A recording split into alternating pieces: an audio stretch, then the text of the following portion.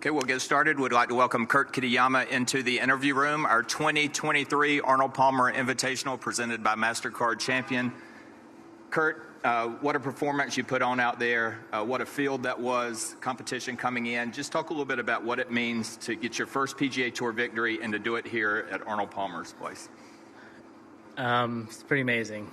And, you know, just to get your first one, I think, is an unbelievable thing. And lucky enough to have it at a very special place. So that's, a bonus. You move up to number 6 in the FedEx Cup standings. Just talk a little bit about how this changes your goals going forward this season. I'm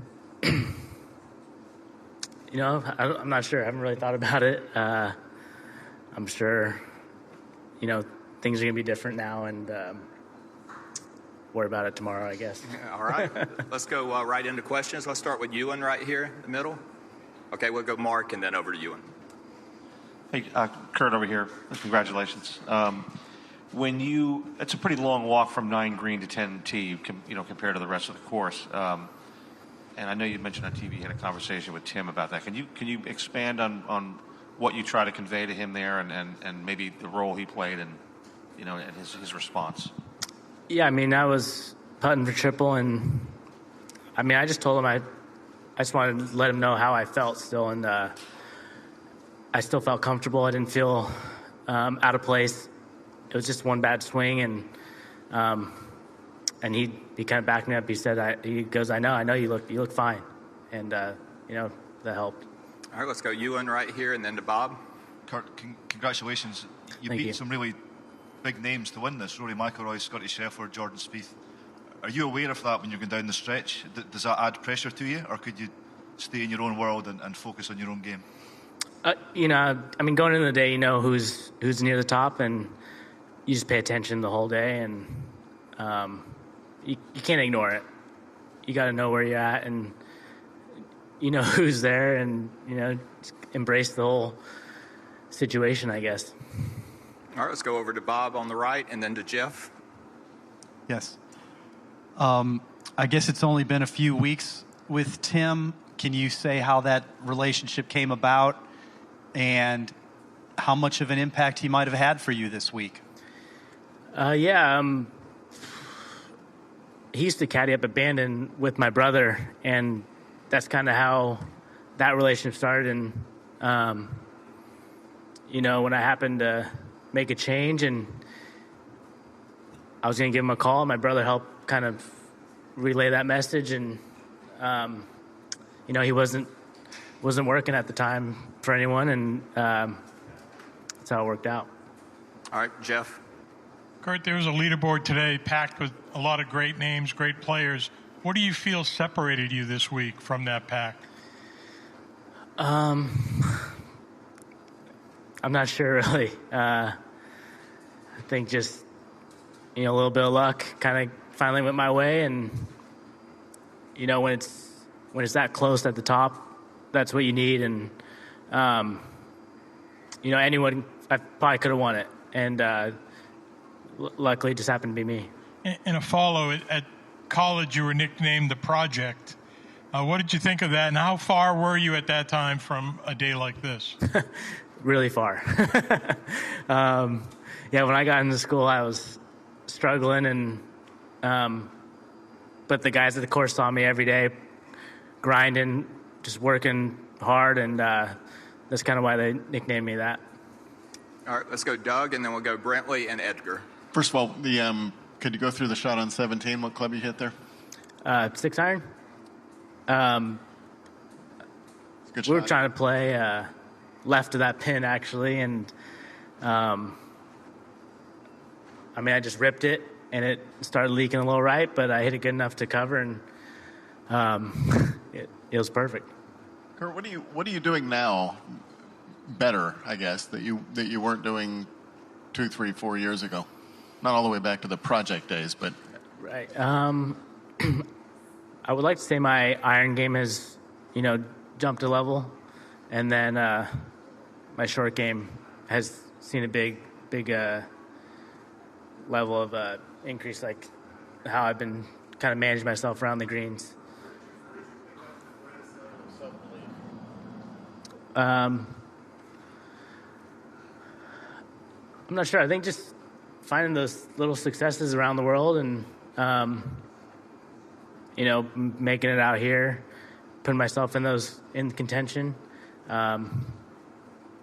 You start to really believe in yourself that you belong out here. All right, let's go Brentley in the middle, and then Edgar. Have you always believed that you belong out here, or when did that flip? Yeah, Switch flip? probably not. Right when I got out of college, I struggled, and I don't know. It's been hard, and I don't know. You just keep grinding away, and you just keep building the level of confidence to finally feel like I belong out here. All right, let's go Edgar, and then Espen and Holly. What's J.C. Deacon done for your game? I mean, he's done a lot of things great. And when I lost my Corn Ferry card, he stepped in and, I was lost. And he's come in and helped me, so much. And, I wouldn't be here without him.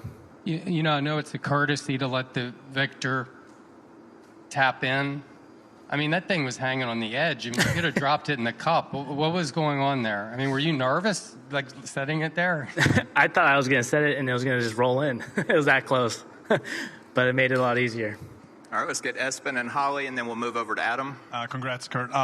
Just wondering about the battle with Victor out there. I mean, you were both struggling at times. He made a double on 8, you made a triple on 9, but just you both managed to fight back. Just curious about the dynamic between you guys throughout the day. Yeah, I mean, he got off to a little rough start, and then I had a fumble there on 9, and next thing you know, we're both felt like way behind, and then he makes a couple birdies in the middle of the back 9, and we look up at the leaderboard, and we're right there. So it's I don't know, it's just a tough day, both of us grinding it out. All right, let's go to Holly in the back. Kurt, Paul Azinger called you a junkyard dog waiting for a bone after you made that putt on 17. I'd say you now are a pedigree, having beaten such a stacked field. Curious, have you ever practiced or thought in your mind that you'd have that long a lag putt on 18 to win a tournament like this? And how nervous were you? Probably not that long. You probably practiced the 5 to 10 footers for the win, and I was definitely nervous and just tried to focus on speed, and that was it, and try and blank everything out besides that. And you smiled, it seemed, obviously, with relief when it hung on the lip. And then I noticed that a wave of emotion came over you. Was there a moment there where you were able to sort of exhale and realize what had happened? Yeah, when I marked it and walked over to Tim, and just like a big sigh of relief, really, that this was really happening. All right, let's go right here, Adam, and then we'll go over to Taylor. Kurt, I heard you say that you realized you were walking too fast, and so you slowed down. Can you tell me when you felt that and when you started slowing down? It happened middle of the back 9 somewhere, or near the end, and then right off 18T. I felt like I was just walking super fast, and I was like, slow down. I mean, JC was on the putting green earlier, and he said, just relax and just make sure to take some deep breaths and, walk slow. And so I thought of that, and I was able to recognize it, luckily, and just kind of calm down. When you, struggled to get KFT status and then ended up going off to Asia Tour, was there ever a point where you thought this day might not happen for you?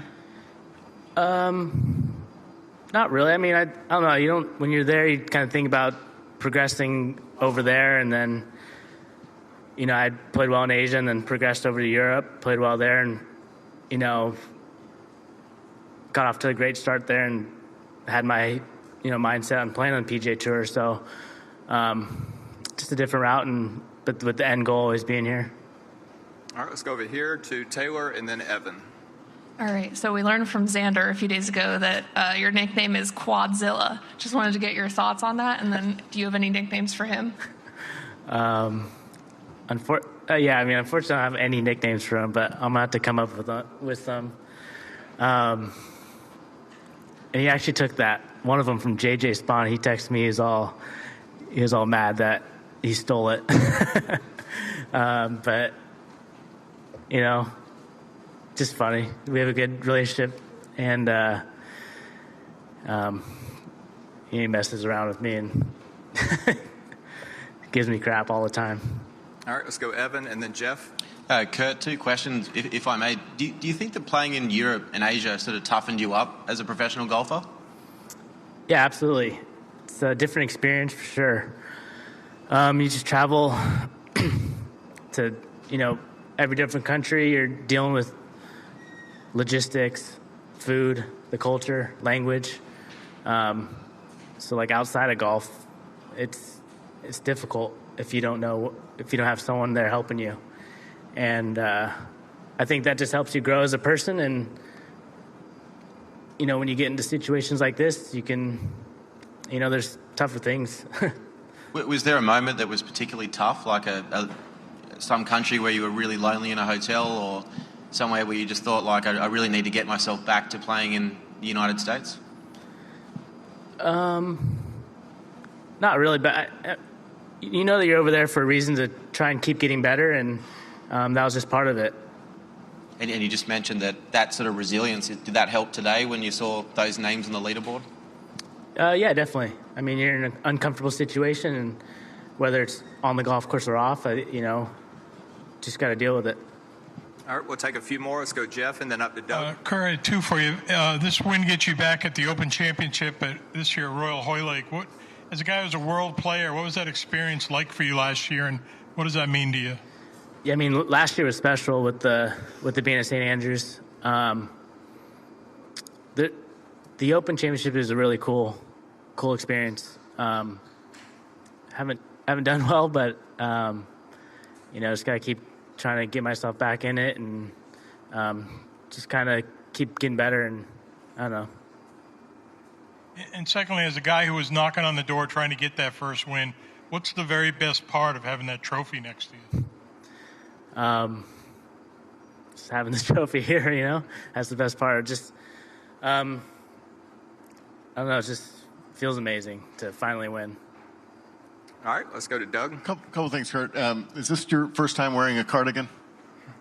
Yeah, I think so. Okay. You go to number 19 in the world. Does that surprise you, or do you feel like it? I don't know. It's pretty special to be in the top 20 for sure. A milestone was top 50, and then to jump up that much, it's pretty cool. And then do you know how many tours you've played on? Korn Ferry? I've heard like around 10 or so. You know what they are? It'd be, I could probably name off most of them. Do you want to give it a shot? Sure. Canada, Korn Ferry, PGA, Europe, Sunshine, Asian Tour, ADT, Japan, Korea, China. probably the India one too, I'm guessing. You did a PGA India? Well, I don't know. I don't think if that counts towards the Indian Open or something. But, yeah. In China? Oh, yeah, China. Forgot about that one. You all done? I think that's it. Do you remember who you beat for your first professional victory? John Catlin. That's good. Yeah. Trivia time over. I'm done. All right, we'll take the last one right here with Adam. Well, I have one, but just to follow up on that, what was the tournament you beat John Catlin? What's that? What was the tournament you beat John Catlin? Asian Development Tour in Malaysia. I forget what city it was, but yeah, I remember we had a pretty good battle. Okay, and then it seemed like you were poised to get your first win just last month at AT&T Pebble Beach. What was the level of disappointment that you struggled on the weekend? Yeah, that one was very disappointing. I felt like I was comfortable enough in that situation, and that things just didn't go my way early, and I was more probably mad than anything, and it just happens. Try not to think about it too much. Okay, well, how do you get mad? Punch a wall or? No.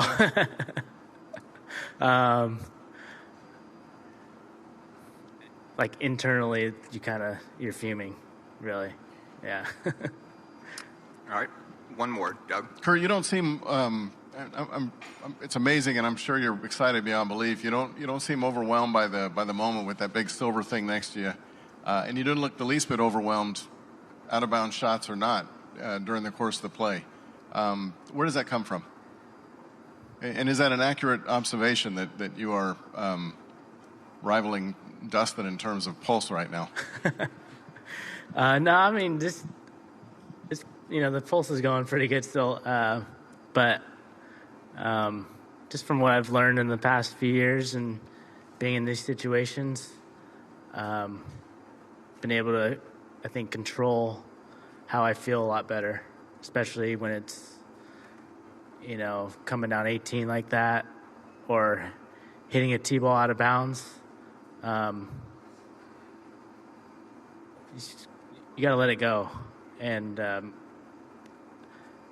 on 9 today, I felt like I did a really good job doing that. What's that? Yeah, definitely felt it a little bit, but definitely not as much as like Honda or the Scottish. Those first few that I finished high up, definitely more comfortable today.